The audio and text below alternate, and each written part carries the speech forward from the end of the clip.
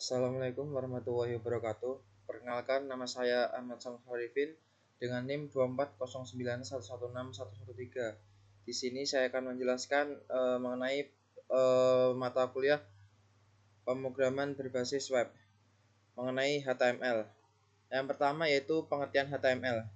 HTML adalah singkatan dari Hypertext Markup Language. HTML sendiri merupakan salah satu bahasa pengodean atau pemrograman yang digunakan untuk membuat halaman website yang ditampilkan pada web browser.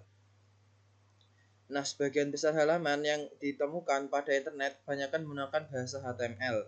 Nah, untuk sekarang HTML itu mengalami beberapa pengembangan dan sisi fitur serta informasi yang disajikan versi terbarunya. Nah, yaitu HTML5. Setiap tahunnya, bahasa ini mempunyai tingkat popularitas yang cukup tinggi sehingga dijadikan sebagai web standar resmi di dunia pemrograman. Kemudian yang kedua yaitu sejarah HTML. HTML sendiri pertama kali dibuat oleh Tim Berners-Lee yang merupakan fisikawan di lembaga penelitian CERN di Swiss. Berners-Lee mempunyai ide atau pemikiran mengenai sistem hypertext berbasis internet sekitar tahun 1991. Tim merilis versi pertamanya yang di dalamnya terdapat sekitar 18 tag. Nah, di mana sampai sekarang itu HTML yang versi terbaru yang saya sebutkan tadi, HTML versi 5. Kemudian fungsi HTML. Nah, fungsi utama penggunaan HTML sendiri adalah untuk membangun tampilan website yang telah menerapkan metode semantik untuk memudahkan setiap pengembang dalam proses development dan maintenance. Kemudian juga dapat dikolaborasikan dengan penggunaan bahasa CSS atau Cascade Style Sheet serta JavaScript. Nah, di mana perannya berfungsi untuk menyusun kerangka dan struktur halaman website. Kemudian CSS-nya itu untuk membantu dalam memberikan tampilan desain meliputi warna, font, terus outline, dan lain sebagainya. Dan tugas dari JavaScript sendiri memberikan sentuhan interaksi untuk memberikan pengalaman berbeda pada user.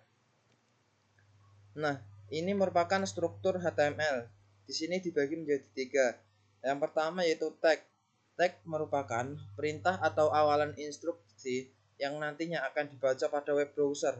Misalnya, penggunaan tag P yang berfungsi untuk membuat sebuah paragraf.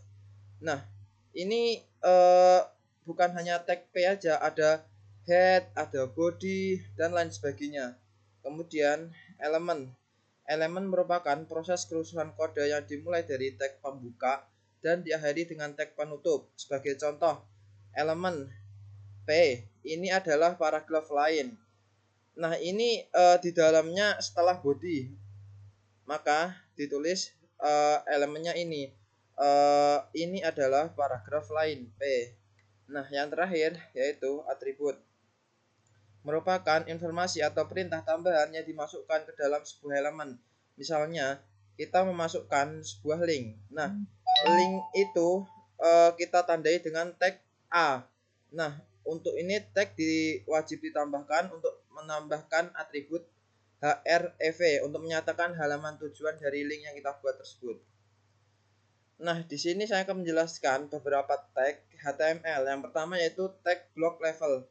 Tag block level adalah tag yang memulai elemen baru di baris berikutnya sehingga menciptakan blok terpisah dalam halaman. Kayak yang tag P ini membuat pas pada pembuatan paragraf. Nah, kemudian tag inline. Tag inline sendiri adalah tag yang tidak menciptakan blok baru dan biasanya berada di dalam tag block level. Itu kayak kita mau menambahkan gambar, image. Kemudian yaitu kelebihan HTML sendiri yaitu mudah dipelajari, ringan dan cepat untuk device kita, dan didukung oleh semua browser maupun itu Chrome, Microsoft, dan lain sebagainya. Kemudian yaitu kekurangan HTML. Kekurangan pada HTML sendiri yaitu terbatas pada tampilan statis kalau tidak dibantu dengan CSS dan JavaScript tadi. Nah, kemudian tidak mendukung data storage. HTML sendiri tidak mendukung pada penyimpanan kecuali ada alat pendukung lainnya. Nah, dan yang terakhir tergantung pada keterampilan pengembang. Ini tergantung pada keterampilan kita mengembangkannya sebagus apa. Nanti hasilnya pasti akan jauh lebih baik jika keterampilannya tergantung pada pengembangnya itu sendiri. Nah, yang saya jelaskan tadi hubungan HTML, CSS, dan JavaScript. HTML, CSS, dan JavaScript sendiri adalah tiga komponen utama dalam pengembangan web. HTML sendiri berfungsi untuk menciptakan struktur dan konten dasar halaman. CSS digunakan untuk mengatur tampilan atau desain halaman, sedangkan JavaScript memberikan kemampuan interaktif dan dinamis. Ketiga elemen ini saling melengkapi satu sama lain dalam menciptakan web yang menarik, interaktif, dan responsif. Nah, untuk yang terakhir yaitu kesimpulan, HTML adalah bahasa markup yang menjadi fondasi dalam pengembangan halaman web. Tanpa HTML tidak mungkin ada struktur yang rapi dan tertata pada situs web yang kita kunjungi sehari-hari. HTML sendiri memungkinkan kita untuk menyusun konten, gambar, dan elemen-elemen lain sehingga halaman web dapat diakses dan dinikmati oleh pengguna. Sebagai bahan dasar pengembangan web, memahami HTML itu adalah langkah awal bagi siapa saja yang ingin terjun ke dunia pemrograman web. Sekian, terima kasih dari saya. Kurang lebihnya mohon maaf. Wassalamualaikum warahmatullahi wabarakatuh.